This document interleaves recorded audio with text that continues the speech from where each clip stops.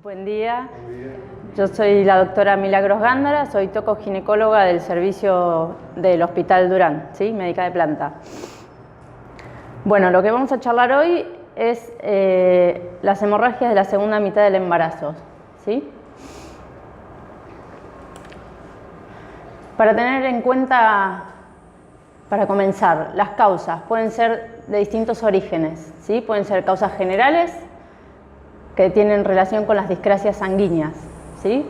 Pueden ser causas ginecológicas, inflamaciones del cuello que sangren, pólipos cervicales, cáncer de cuello. Por eso siempre es importante, ante un sangrado en una embarazada, hacer una correcta evaluación y un examen físico. Siempre tengo que hacer una especuloscopía para ver de dónde proviene el sangrado y un tacto vaginal, cuidadosamente. O pueden ser las causas obstétricas: desprendimiento prematuro de placenta no inserta, placenta previa, rotura del seno marginal, rotura de la vasa previa o rotura uterina, que son las causas en las cuales nos vamos a detener y vamos a describir hoy. El desprendimiento prematuro de placenta no inserta es el desprendimiento total o parcial de la placenta antes de la expulsión fetal, ¿sí? Y después de la semana 20 de embarazo. Ocurre con una frecuencia del 0,5 al 1%, en su mayoría está asociada a preeclampsia, pero puede ser también por otras causas: traumatismos, brevedad de cordón, o sea, un cordón corto, una evacuación brusca del contenido de un útero muy distendido, por ejemplo, en un caso de un polidramnio o embarazos múltiples. Si yo tengo una embarazada que tiene un polidramnio, si por ejemplo ocurre la ruptura artificial de las membranas, tengo que tener cuidado de que ese líquido se evacúe de manera lenta, no bruscamente, porque puede ocurrir un desprendimiento de placenta prematuro, ¿sí? O muchas veces puede ser por causa desconocida también. ¿Qué es lo que ocurre en el caso de la preeclampsia fundamentalmente? Hay una arteriolitis aguda de las arterias espiraladas, ¿sí? Esto produce una necrosis de la decidua basal y un desprendimiento de la placenta. La sangre de los espacios intervellosos se acumula entre la placenta y la pared uterina, conformando lo que se llama un hematoma retroplacentario, ¿sí?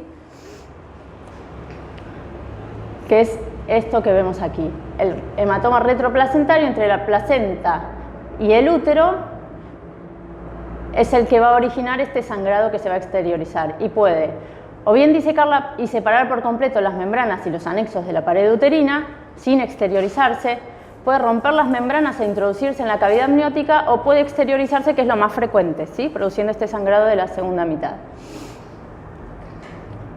La clínica va a depender de la superficie placentaria desprendida. Esta puede ser pequeña, generando un sangrado leve, y ser asintomática inclusive cuando es menos de 1/3. Entonces puedo tener signos de anemia materna más o menos aguda, generalmente no, porque el sangrado es escaso, la ginecorragia va a ser oscura, el útero tiene una característica particular que es irritable. ¿Qué significa esto? Que apenas lo toco tiene una contracción, ¿sí? Doloroso, la paciente siente dolor uterino con un leve hipertono, es decir, que entre contracción y contracción el útero no se va a relajar bien. El feto puede tener bradicardia o taquicardia, porque ambos son signos de sufrimiento. Y el trastorno de la coagulación en este caso va a estar mínimo o ausente, porque estamos hablando de un desprendimiento leve, ¿sí? Si esto avanza, el cuadro es de mayor gravedad y hay peligro de muerte materno y fetal, con signos de shock hipovolémico, que en algunos casos puede estar enmascarado si fue por hipertensión, ¿sí? Porque no voy a tener tanto signos de hipotensión porque la paciente ya venía hipertensa. El útero va a tener un claro hipertono, puede inclusive aumentar de tamaño por el hematoma retroplacentario que ocupa lugar.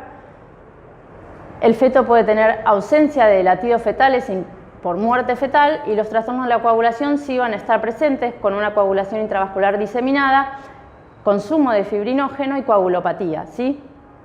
Esto me va a complicar por completo el cuadro de la paciente, porque piensen que es una paciente que va a requerir una cirugía y está coagulopática, ¿sí? La versión más grave de este cuadro es la apoplejía uteroplacentaria o útero de Kubeler, que lo que sucede es que el hematoma se involucra en las fibras musculares, ¿sí? Se infiltra en las fibras musculares y el útero pierde por completo la capacidad contractil. De esta manera el útero no se contrae, hay una atonía uterina y está violáceo con petequias, como ven en la foto, ¿sí? Este es un útero que ya no sirve más, por decirlo de alguna manera. El diagnóstico fundamentalmente es la clínica. En cuanto yo veo una paciente con esas características, ¿sí? Que tiene un hipertono, que tiene un sangrado, que tiene bradicardia fetal, que tiene dolor uterino, que tiene irritación uterina, tengo que sospechar que hay un desprendimiento de placenta y no necesito más nada para hacer el diagnóstico, tengo que actuar. Tengo como herramienta la ecografía donde yo puedo ver el hematoma retroplacentario, pero generalmente uno no recurre al examen complementario porque es clara la clínica, ¿sí?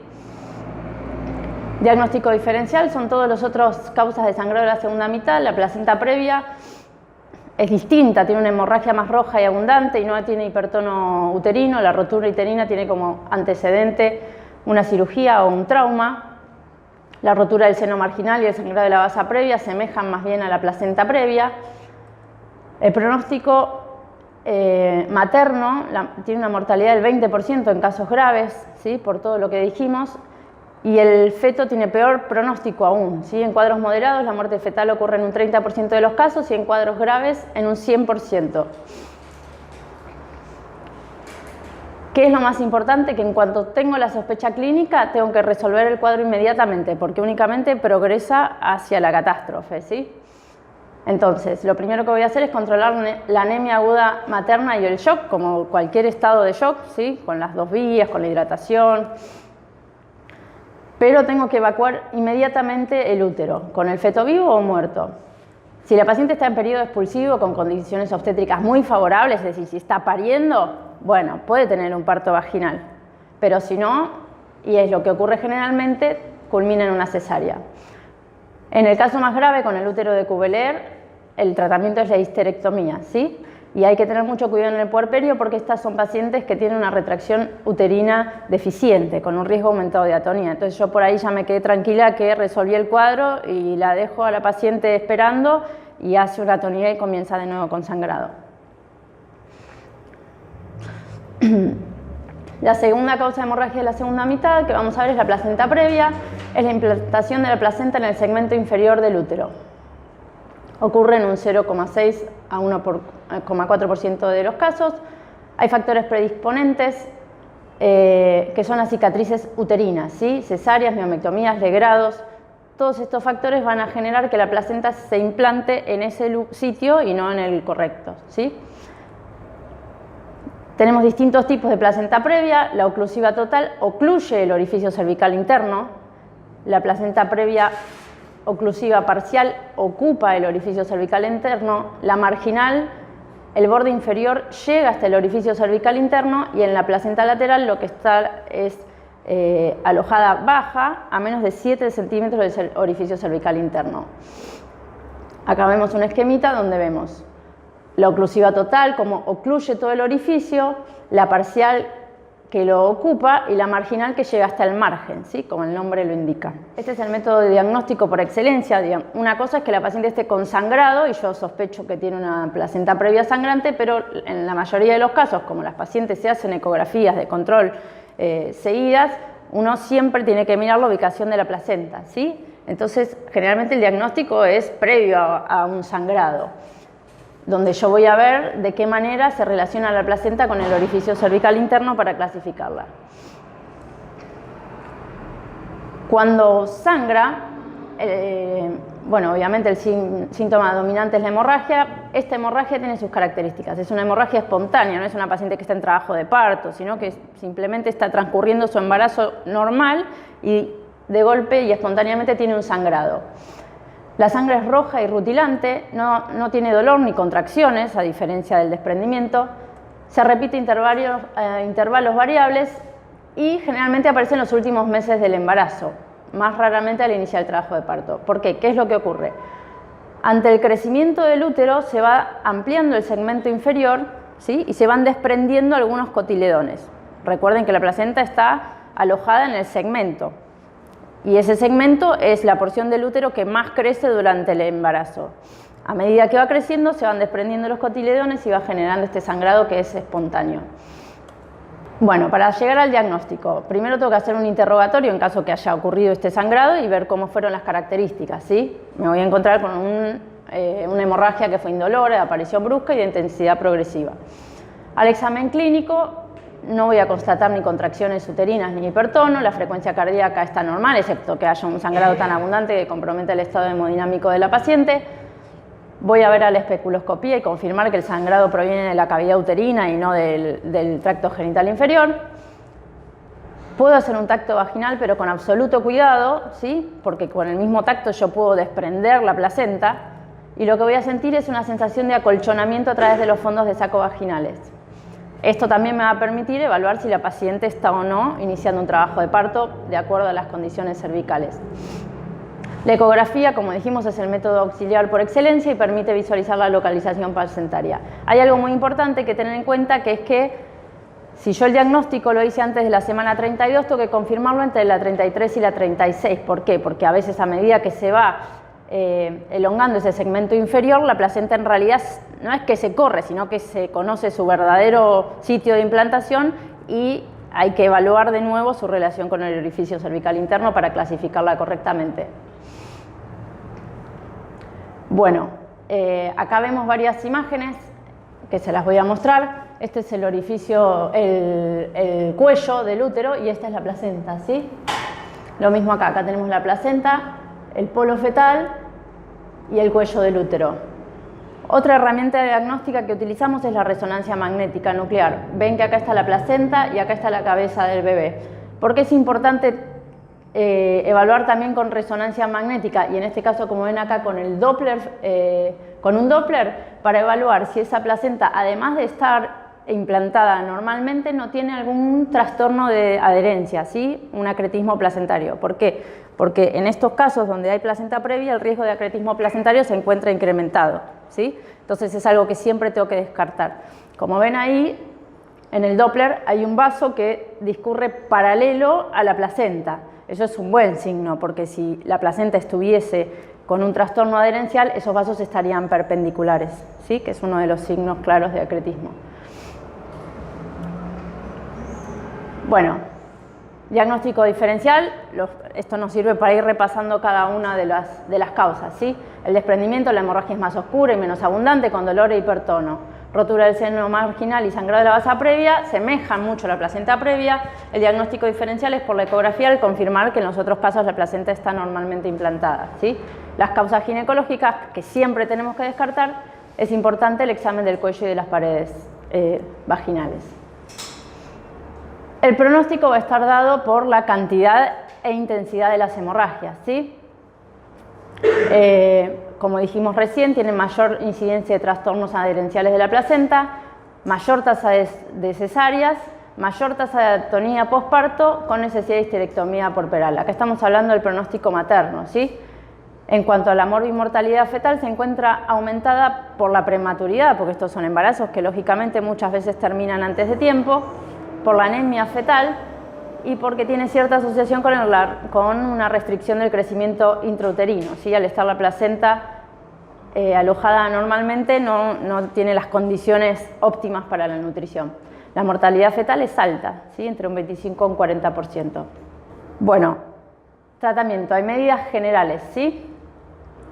Si tengo una hemorragia grave y compromiso de la vida materna, lógicamente que la conducta es interrumpir el embarazo, independientemente del estado de la edad gestacional o el estado fetal, ¿sí?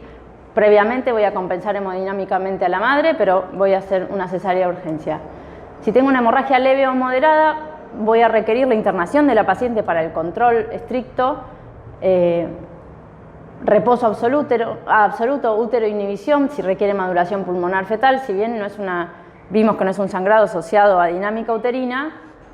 Si yo necesito madurar a la paciente, voy a tratar de que no tenga ni una contracción, ¿sí? Controlar la hemorragia y los signos vitales constantemente, evaluar la magnitud de la anemia, el estado de coagulabilidad de la paciente, el grupo y factor, y hay que tener siempre sangre disponible, porque esta es una paciente que de un momento al otro puede requerir una transfusión. La vitalidad fetal, también la voy a controlar constantemente y tengo que evaluar la madurez fetal porque ni bien yo tenga un feto maduro, teniendo en cuenta el riesgo materno y fetal, voy a interrumpir el embarazo. Bueno, la vía de finalización. Si la placenta previa es oclusiva total o parcial, siempre va a ser una cesárea, ¿sí? Ahora, si es marginal o lateral, puede terminarse el embarazo por la vía vaginal. Porque ante el inicio del trabajo de parto y la rotura precoz de las membranas, hay una maniobra que se llama maniobra de Pusos, en la cual uno rompe las membranas, el descenso del polo cefálico fetal genera una compresión de esa placenta que está llegando hacia el borde e impide el sangrado, ¿sí? Entonces no está contraindicada la vía vaginal en estos dos casos. Bueno, la tercera causa de sangrado de la segunda mitad del embarazo es la rotura del seno marginal de la placenta. ¿Qué es el seno marginal? Es un canal venoso, venas dilatadas y lagos venosos que se encuentran en el borde placentario. Su función es comunicar sangre venosa del espacio intervelloso con las venas uterinas que llevan la sangre de retorno a la circulación materna, ¿sí? Aunque no existe una evidencia anatómica del mismo. De nuevo, es un colector ubicado en la periferia de la placenta, donde circula sangre venosa materna que retorna a los senos venosos. La rotura genera una hemorragia en el tercer trimestre más frecuente durante el embarazo que en el parto, ¿sí? Semeja a la placenta previa, pues es una hemorragia roja, rutilante, indolora, repentina, pero generalmente es única. No hay hipertono, no hay compromiso de los latidos fetales ni del estado materno, sin compromiso de la morbimortalidad materno-fetal, pero sí aumenta la frecuencia de partos prematuros, porque por ahí pueden sospechar otra causa de sangrado de la segunda mitad, ¿sí? La rotura de los vasos previos. ¿Qué es lo que ocurre acá? En la vasa previa, la condición necesaria para que ocurra es la inserción velamentosa del cordón umbilical. ¿Saben de qué se trata eso? Bien. Es que durante un trayecto el cordón, los vasos del cordón umbilical discurren entre las membranas placentarias, ¿sí?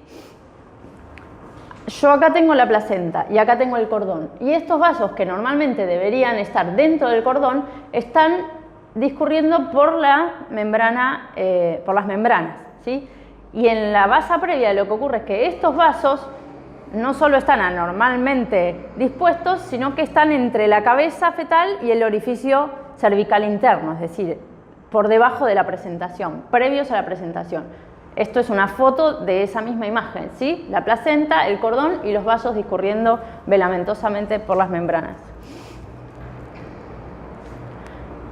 Bien, y estos vasos pueden romperse espontáneamente o ante la rotura artificial de las membranas por un error.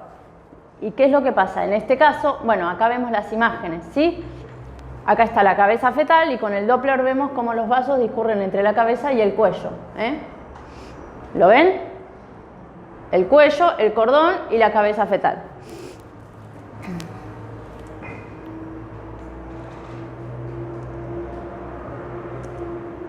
Bueno, ¿cómo voy a diagnosticar esto? Ante el tacto vaginal yo voy a sentir un resalto en las membranas ovulares por delante de la presentación que laten sincrónicamente con el feto, como si fuera el cordón. Pero a diferencia del cordón, el cordón yo lo puedo mover, ¿sí? Porque no está fijo, la vasa previa está fija. Ante la rotura, la hemorragia es de sangre roja, pero es de origen fetal, ¿se entiende? Porque es del cordón umbilical. Entonces la mortalidad fetal es altísima, un 60%, y la conducta a tomar es la cesárea de urgencia. Bueno, la quinta causa y última es la rotura uterina. Es la difracción total o parcial de la pared uterina que involucra el miometrio, siempre al miometrio, ¿sí? Puede ocurrir en el embarazo o durante el parto. La frecuencia en centros de alta complejidad es del 0,5%. Bueno, no se ve muy bien acá. La clasificación depende de la localización, puede ser corporal, ¿sí? Del cuerpo uterino, segmentaria porque está en el segmento, o cervical. Por su dirección puede ser longitudinal o transversal u oblicua. Bueno, o mixta, ¿no es cierto? Combinando estas formas. Por la profundidad puede ser completa, que involucra las tres capas, muscular, mucosa y serosa. Incompleta submucosa, que involucra la muscular y la serosa, pero no la submucosa, o incompleta subserosa, que compromete la mucosa y la muscular, pero no la serosa, que esta es la más frecuente en el caso de una cesárea anterior, ¿sí? por la extensión a órganos vecinos puede ser simple cuando compromete solo al útero o complicada si se extiende a los órganos vecinos. Etiología. Hay un factor predisponente que es el debilitamiento de la pared uterina. Este puede ser generalizado en casos, por ejemplo, de edad materna avanzada, multiparidad, infecciones del miometrio o malformaciones uterinas como una hipoplasia, ¿sí? Ahí voy a tener un debilitamiento generalizado de la pared. O puede ser focalizado, en el caso de las cicatrices uterinas, ¿sí? Que es la causa más importante y hay que tener en cuenta que, si bien es más frecuente que se rompa una cicatriz de una cesárea anterior, porque la mayoría de las pacientes va a tener una cesárea anterior, es mucho más factible que se rompa una cicatriz corporal o longitudinal del útero, ¿sí? ¿Qué quiere decir esto? Que si una paciente tiene una cicatriz corporal, tiene más riesgo que se rompa el útero que una paciente que tiene una cesárea anterior. Ahora bien, como es más frecuente que las pacientes tengan cesárea anterior, es más frecuente que haya rupturas asociadas a cicatrices de cesárea anterior. Bueno, las cicatrices uterinas pueden ser de cesáreas, de miomectomías, de raspados o de grandes desgarros del cuello, ¿sí? Una paciente que en algún parto anterior tuvo un desgarro muy importante del cuello, en un parto siguiente puede tener una ruptura a partir de esa cicatriz. Otra causa de un debilitamiento localizado de la pared uterina son los tumores, ¿sí? Los fibromas o la endometriosis. Este es el factor predisponente, el debilitamiento. Pero hay un factor determinante que es el que origina que se rompa esa pared debilitada, que son las contracciones uterinas, que tiene que estar presente. Estos son factores inherentes al útero, ¿sí? Pero hay factores inherentes al embarazo que también aumentan el riesgo, como el polidramnio o el embarazo múltiple, porque estos producen una mayor distensión uterina. Bueno.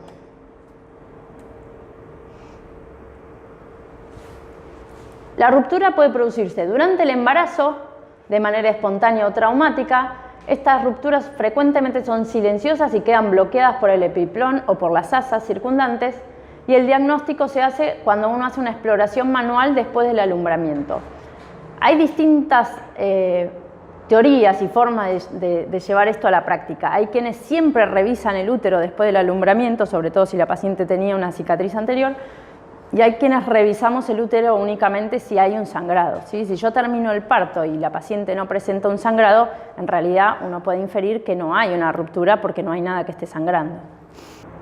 O la ruptura puede producirse durante el trabajo de parto, ¿sí? Que puede ser espontánea, la paciente está en trabajo de parto y de golpe acontece la ruptura, o traumática, por ejemplo, ante la realización de maniobras sobre el útero. Esta foto donde ven que hay una persona haciendo fuerza por encima del útero, en realidad es una imagen que no debería ocurrir, pero es absolutamente frecuente. La maniobra de Christeller, que es el famoso fondo cuando el bebé no baja, ¿sí? Es sumamente traumática y puede generar una ruptura uterina. Esto puede ocurrir también ante una versión interna o una dilatación forzada del cuello, que también es muy frecuente. La paciente que no dilata del todo y se realizan maniobras para intentar dilatar ese cuello, termina teniendo una ruptura a nivel cervical. Bueno, entonces, depende, la sintomatología es muy variada dependiendo en qué momento y en qué contexto acontece la rotura, ¿sí? El síndrome de inminencia de rotura uterina es cuando hay una desproporción pélvico-fetal no diagnosticada o ante el uso indiscriminado de oxitóxicos, que era lo que decía recién. Uno va a ver, como se ve en la foto, tal cual el útero en forma de reloj de arena, se llama así, que es el signo de Bandel. Es el ascenso del anillo de Bandel, que es el anillo de contracción a nivel del segmento, que asciende y se ve esa formita en reloj de arena. Eso es un signo inminente de rotura uterina. Y es muy frecuente de ver estas pacientes que le ponen oxitocina a chorro, digamos, para apurar el trabajo de parto hasta que se agota y puede ocurrir la ruptura. La paciente es una paciente que tiene como un estado de excitación y de inquietud, ¿sí? Es medio difícil de describirlo, tienen que ver, pero es tal cual. Es una paciente que está como así, inquieta, y refiere mucho dolor uterino, lo cual es difícil de diferenciar del dolor uterino propio de las contracciones, sobre todo cuando no usamos peridural como ocurre en el hospital, ¿sí? Puede tener una hiperdinamia. asociada a esta inminencia de la ruptura uterina, la hiperdinamia, ¿qué significa? Que tengo más contracciones y que entre contracción y contracción puedo no disminuir completamente el tono, ¿sí? O que duren más tiempo también. La segunda forma de presentación es el síndrome de ruptura uterina directamente, que es lo consecutivo a lo anterior, o de instalación repentina. Entonces, la paciente va a tener un súbito e intenso dolor en hipogastrio, voy a tener bradicardia fetal hasta la muerte fetal, ¿sí? La paciente calma porque de golpe las contracciones cesan, entonces tener una paciente que venía con una hiperdinamia, con dolor, con contracciones y de golpe se rompió el útero, no tiene más contracciones y tiene como una especie de estado de calma, como la calma que precede a la tormenta, digamos. La metrorragia de variable intensidad, y si la ruptura es muy extensa, puedo encontrar un feto en la cavidad abdominal, ¿sí? Puedo palpar partes fetales a través del abdomen materno. Voy a constatar un ascenso de la presentación al tacto vaginal. Si yo estaba tactando la presentación fetal, que por ahí ya estaba en un segundo plano y de golpe se me fue para arriba, claro, porque en realidad por ahí se fue un brazo a la cavidad abdominal. Una paciente en shock hipovolémico, ¿sí? Por eso les decía la calma que precede a la tormenta. Y si la rotura ocurre durante el periodo expulsivo, voy a tener una hemorragia profusa en el alumbramiento o posalumbramiento, pero no porque se haya originado en el alumbramiento, sino porque la detecto en ese momento, respondiendo un poco a tu pregunta.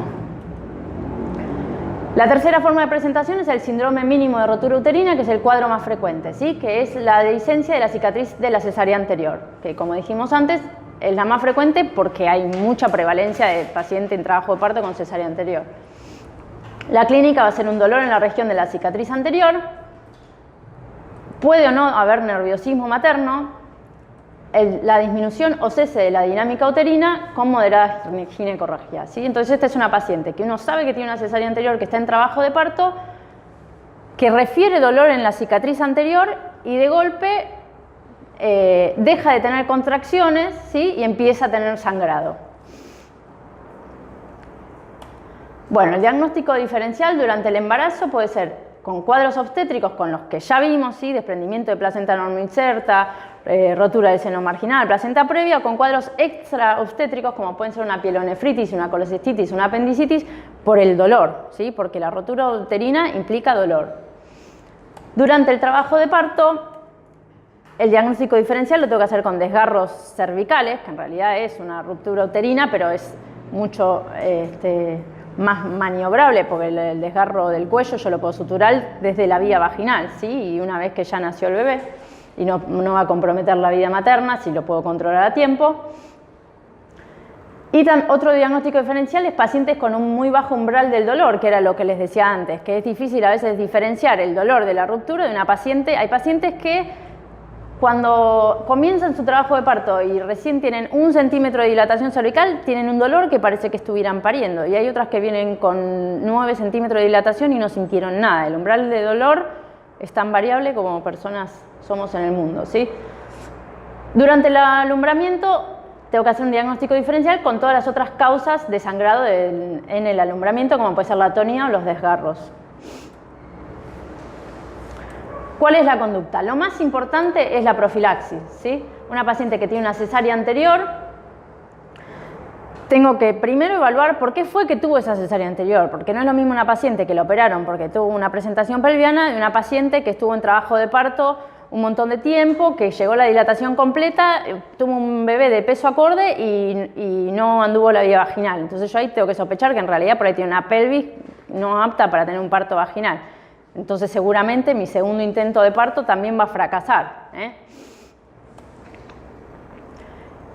un estricto control durante todo el trabajo de parto. Una paciente que tiene una cicatriz anterior yo no la puedo dejar sola con la oxitocina e ir a tomarme un café. Tengo que estar viendo todo el tiempo qué es lo que pasa, cómo están los latidos fetales, cómo está el tono uterino, cómo está la paciente. Hay que tener en cuenta que la oxitocina solo la tengo que dar en el periodo expulsivo, ¿sí? Nunca una paciente con una cesárea anterior yo puedo hacerle una inducción al trabajo de parto, mucho menos con misoprostol, ¿sí? Pero tampoco con oxitocina. Es una paciente que tengo que dejar que espontáneamente comience a tener contracciones. Evitar las maniobras traumáticas, las que vimos antes, el fondo sobre todo. Lo que dije recién, esperar el inicio espontáneo del trabajo de parto, nunca una inducción al trabajo de parto en una paciente con cicatriz anterior.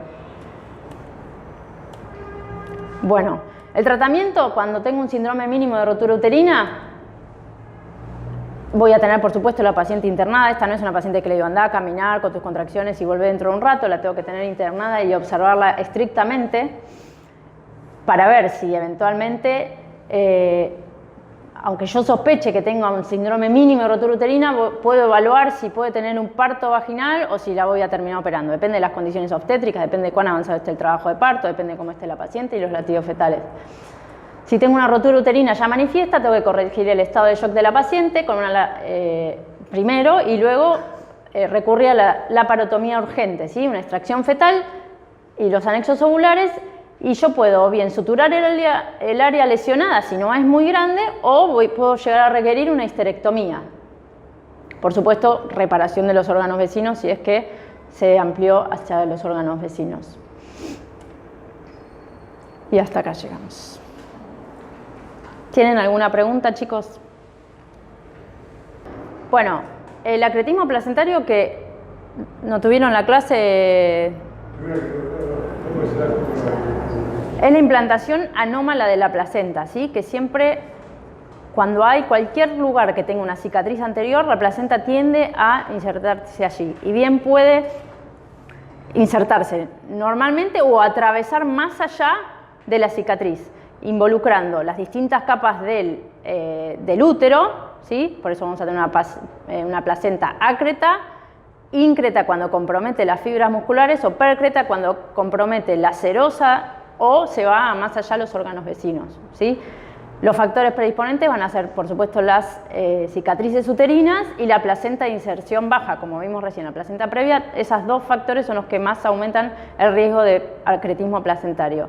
El diagnóstico lo tengo que hacer antes de llegar al momento del parto, porque si no la mortalidad tanto materna como fetal está absolutamente aumentada, porque es una placenta que yo no voy a poder desprender durante ni el trabajo de parto o la cesárea, que va a sangrar profusamente y voy a terminar teniendo muy probablemente que sacar el útero, ¿sí? Si yo tengo un diagnóstico precoz de ese acretismo, que lo voy a hacer o con la ecografía, como les dije antes, se hace un Doppler y se ve si hay vasos que vayan más allá del útero, o con una resonancia magnética nuclear, donde también hay otros signos que puedo evaluar si hay o no acretismo placentario. Si yo ya sé que tengo el diagnóstico, la paciente directamente va a ir a una cesárea, y no a una cesárea común, sino una cesárea donde se planifica un abordaje del útero desde la parte superior, ¿sí? Corporal, porque la placenta normalmente está baja. Entonces se abre el útero desde arriba, se saca el feto y ni siquiera se intenta alumbrar, se cierra el útero y se saca el útero con la placenta dentro directamente, ¿sí? Hay otras técnicas de abordaje del acretismo placentario más novedosas, donde se hace, por ejemplo, una embolización para tratar de recuperar, para no perder el útero, ¿sí? Entonces por ahí se emboliza a la paciente para disminuir el sangrado, se saca el feto de la misma manera, pero no se saca el útero, se deja el útero de la placenta y después se logró recuperar el útero. Pero bueno, esas son técnicas más novedosas que requieren un centro de alta complejidad, ¿sí? A nivel del hospital, lo que nosotros hacemos cuando sabemos que hay un acretismo placentario directamente es planificar esta cesárea especial con histerectomía, donde siempre va a tener que estar atento el equipo de hemoterapia porque va a requerir mucha transfusión, donde voy a necesitar un montón de gente, el neonatólogo en el quirófano, todos tienen que estar al tanto de que hay un acretismo placentario porque es una situación absolutamente grave. Y mismo en la cirugía, el sangrado de la paciente es abundante, profuso, puede ponerse coagulopática y catastrófico, digamos, ¿sí? Es una de las emergencias obstétricas. No sé si tienen alguna duda al respecto. Igual sepan que ningún método diagnóstico, ni la ecografía ni la resonancia, son 100% efectivos para nada, ¿sí? Tienen un 50% de sensibilidad y especificidad sumando los dos. Es decir, que si yo sospecho un acretismo placentario, tengo que entrar a operar como si lo fuera, independientemente de lo que me den los resultados de las imágenes. Después se ve en el momento, porque hay signos, cuando uno está operando, ve cómo están los vasos, si salen del útero hacia otros órganos o no, y por ahí se intenta un poquito alumbrar y se ve, en ese momento se hace el diagnóstico. Pero lo más importante es la sospecha, que tiene que ver con los factores de riesgo y con la implantación baja de la placenta. No, generalmente alrededor de las 35 semanas ya se hace la cesárea. porque si no, además, es una paciente que al tener la placenta baja va a tener sangrado a medida que se va distendiendo el segmento, como vimos, y una vez que comienza a sangrar, no para.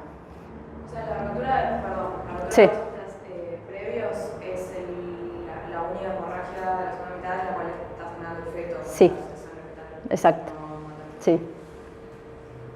Lo que pasa que en todas, cuando el sangrado materno es muy abundante, va a comprometer la salud fetal, pero no es un sangrado directamente fetal. Y este es el primero que comprometería la salud materna. Claro. Ajá.